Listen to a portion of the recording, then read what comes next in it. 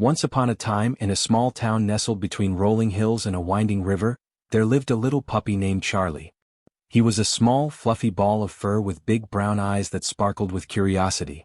Charlie loved to explore, and he was always eager to see what lay beyond the safety of his backyard. His days were spent chasing butterflies, digging small holes, and following the scent trails left by the birds and squirrels in the area. But despite his adventurous spirit, Charlie always knew where home was, and every time he got tired or hungry he would return to the comfort of his cozy doghouse. One bright, sunny morning, as Charlie was playing near the edge of the woods, a strong wind blew through the trees, carrying with it the scent of something interesting. His nose twitched, and before he knew it, he was following the trail through the underbrush, deep into the forest. The path wound through thick trees and over mossy rocks, and Charlie's excitement grew with every step. He was sure that he was discovering something new, something that no one else had ever seen. As Charlie ventured deeper into the woods, he didn't notice how far he had wandered from home. The trees grew denser and the sounds of the town faded away. He followed the scent until he reached a small clearing, where a beautiful patch of wildflowers bloomed. The colors of the flowers were vibrant and strange to him, and Charlie, overcome with curiosity, sniffed at them, forgetting all about the trail he had been following.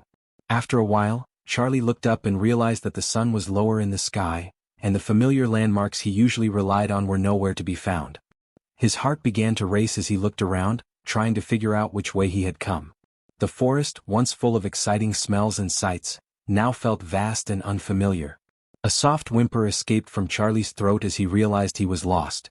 He walked in circles, hoping to find a familiar tree or a path leading back to his house, but everything around him seemed new and confusing. The shadows grew longer and the wind began to pick up again. The air felt colder and Charlie's small legs were starting to tire. He stopped for a moment, trying to gather his thoughts. What would he do now? How would he ever find his way back home? Just as Charlie was about to give in to his fear, he heard a soft rustling sound behind him. He turned quickly, his ears perked up. Through the bushes, a small, friendly voice called out. "Are you lost, little one?" Charlie blinked in surprise and saw a small gray rabbit hop out from behind a nearby tree. The rabbit's fur was soft and its eyes were kind, and there was a gentle smile on its face. "Yes, I am lost," Charlie said, his voice trembling slightly. "I wandered too far from home and now I can't find my way back. Everything looks so different here." The rabbit nodded sympathetically. "I know this forest well. My name is Hazel and I've lived here my whole life. I can help you find your way home." Charlie's tail wagged with relief. "Oh, thank you, Hazel. I don't know what I would do without help." Hazel smiled and gestured for Charlie to follow her. "I know the way. Stick close to me and we'll get you home in no time." Charlie, filled with a sense of hope, followed Hazel as she hopped along, leading him through the dense woods. Along the way, Hazel pointed out landmarks that Charlie had missed in his excitement earlier: tall trees with unique markings, a large rock shaped like a turtle, and a stream that wound its way through the forest like a silver ribbon. As they journeyed together, Charlie began to relax, comforted by Hazel's calm presence. He had been scared and confused before, but now, with Hazel by his side, he felt less alone. They talked about all sorts of things as they walked: the different kinds of plants and animals in the forest, the best spots to find food, and even the weather patterns that would signal when it was time to go home for the night. After a while, they came to a clearing where the sunlight broke through the trees in soft, golden beams. In the distance, Charlie saw something that made his heart leap with joy. The familiar shape of his house came into view, nestled at the edge of the forest, surrounded by a small yard where his family often played. "That's it!" Charlie exclaimed, his tail wagging excitedly. "That's my home." Hazel smiled and stopped in her tracks. "I'm glad I could help you, Charlie. But now you must go on ahead and find your way inside. Your family will be waiting for you." Charlie's eyes filled with gratitude as he looked at Hazel. "Thank you so much, Hazel. I'll never forget your kindness. You're the best friend I've ever had." Hazel nodded. "We all need a little help sometimes, Charlie. I'm glad I could be there for you when you needed it." Charlie ran the last few steps to his house, his heart filled with joy and relief. When he reached the door, he barked happily and his family came rushing out to greet him. They were overjoyed to see him safe and sound, and they showered him with hugs and treats. As the evening settled in, Charlie curled up in his cozy doghouse, his mind replaying the events of the day. He had been lost, but he had found his way home with a little help from a new friend. Hazel had shown him the importance of friendship and kindness, and Charlie knew that he would never forget her. From that day on, whenever he wandered into the forest, he would remember the kind rabbit who had helped him find his way back home. The next day, Charlie returned to the forest to thank Hazel. He found her by the stream, nibbling on some leaves. When she saw him, her eyes lit up with a smile. "Charlie, what a pleasant surprise," she said, hopping over to him. Charlie wagged his tail happily. "I just wanted to thank you again for helping me. You're the best friend I could ever have." Hazel's eyes twinkled. "You're welcome, Charlie. I'm glad we met. Remember, the forest is full of surprises, and you're never truly lost when you have a friend to guide you." Charlie nodded, feeling a warm sense of happiness. He had learned an important lesson that day. Sometimes, even the smallest help could make the biggest difference. And from then on, he was never afraid to ask for help when he needed it, knowing that there would always be friends ready to lend a paw. A tiny, fluffy golden retriever puppy, no more than 3 months old, named Sunny, wriggled excitedly at the end of his leash. His large, innocent eyes darted around, taking in the kaleidoscope of sights and smells. His owner, a young boy named Leo, held the leash loosely, distracted by a vendor selling brightly colored balloons. Sunny, captivated by a fluttering butterfly, tugged gently, then with a sudden burst of puppy energy pulled harder. The leash slipped from Leo's grasp. Sunny, now free, bounded forward, his tail wagging furiously. The market square, previously a fascinating place, transformed into a dizzying maze. The sea of legs, the cacophony of voices, the overwhelming array of scents, all became a confusing blur. He chased the butterfly, oblivious to the growing distance between himself and Leo. He darted between stalls overflowing with fruits, vegetables, and textiles, his small paws slipping on the cobblestones. The butterfly, a fleeting speck of blue, disappeared into the crowd. Sunny, panting slightly, stopped, his tail drooping. He looked around, his initial excitement replaced by a growing sense of unease. Leo, realizing Sunny was gone, frantically scanned the crowd. His heart pounded in his chest. "Sunny! Sunny!" he called, his voice barely audible above the market's din. He pushed through the throng of people, his eyes searching desperately for the small golden figure. He looked under stalls, behind carts, his voice growing hoarse. Panic began to set in. Sunny, now lost, whimpered softly. He tried to retrace his steps, but the maze of legs and stalls seemed to shift and change with every passing moment. He smelled the tantalizing aroma of roasted nuts, but it offered no comfort. He heard the distant sound of a familiar voice, but it was lost in the general noise. He felt a sharp pang of loneliness, a feeling he had never experienced before. Sunny, exhausted and scared, stumbled into a narrow alleyway. The noise of the market faded, replaced by an eerie silence. He curled up against a cold brick wall, his small body trembling. He closed his eyes, tears welling up. He missed Leo, his warm hands, his gentle voice. He missed the familiar comfort of his home, his soft bed, his squeaky toys. A small, scruffy street cat, with one ear missing and a wise look in its yellow eyes, watched Sunny from a distance.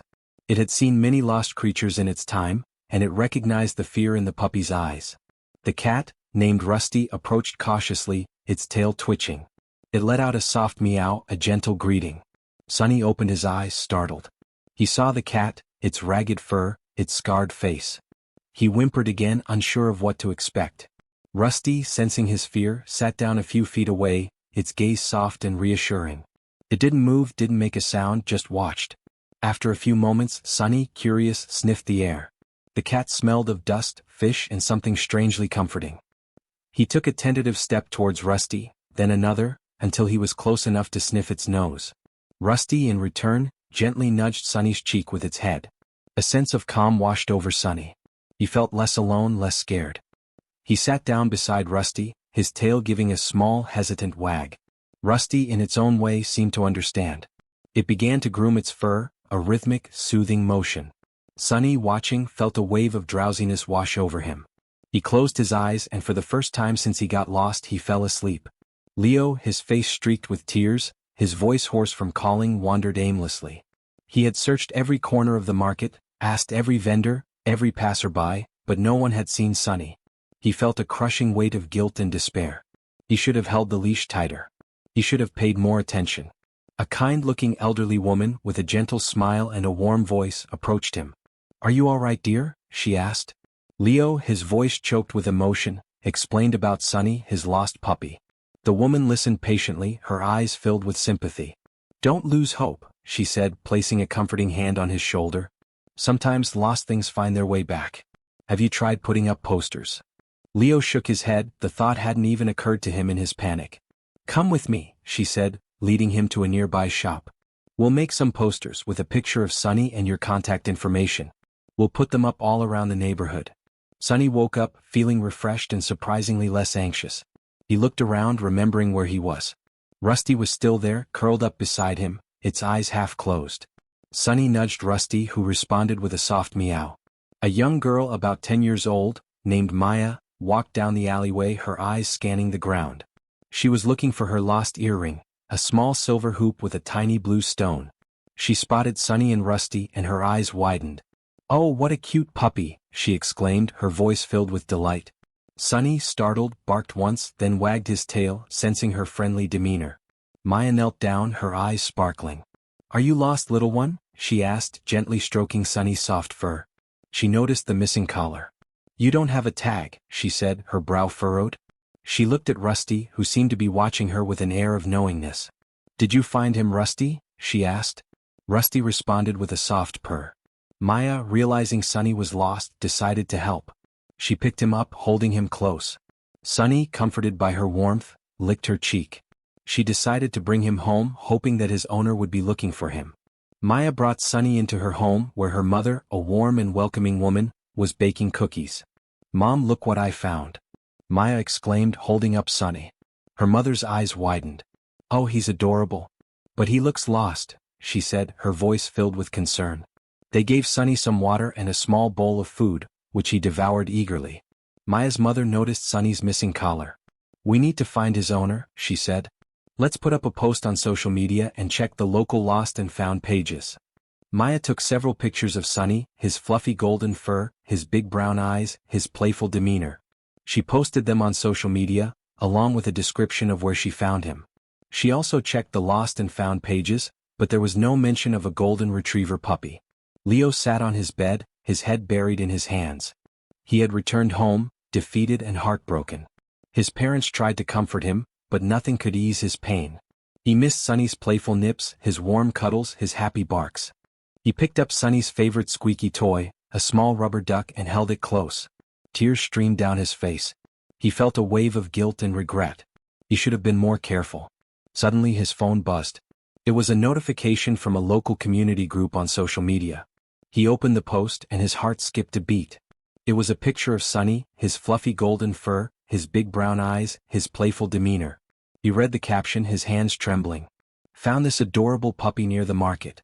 Does anyone recognize him?" He recognized every detail of the puppy in the picture. It was Sunny. He called the number listed in the post, his voice shaking with excitement. Maya answered, her voice bright and cheerful. "Is this about the golden retriever puppy?" she asked. "Yes," Leo exclaimed, his voice filled with relief. "That's my puppy, Sunny." Leo arrived at Maya's home, his heart pounding. He saw Sunny, his tail wagging furiously, his eyes filled with joy. He ran towards him, scooping him up in his arms. "Sunny. Oh, Sunny," he cried, tears of relief streaming down his face. Sunny licked his face, his tail wagging so hard that his whole body wiggled. Maya and her mother watched, their faces filled with smiles. They were happy to see the puppy reunited with his owner. Leo thanked them profusely, his voice choked with emotion. "I don't know how to thank you," he said. "You saved my puppy." Maya smiled. "It was our pleasure," she said.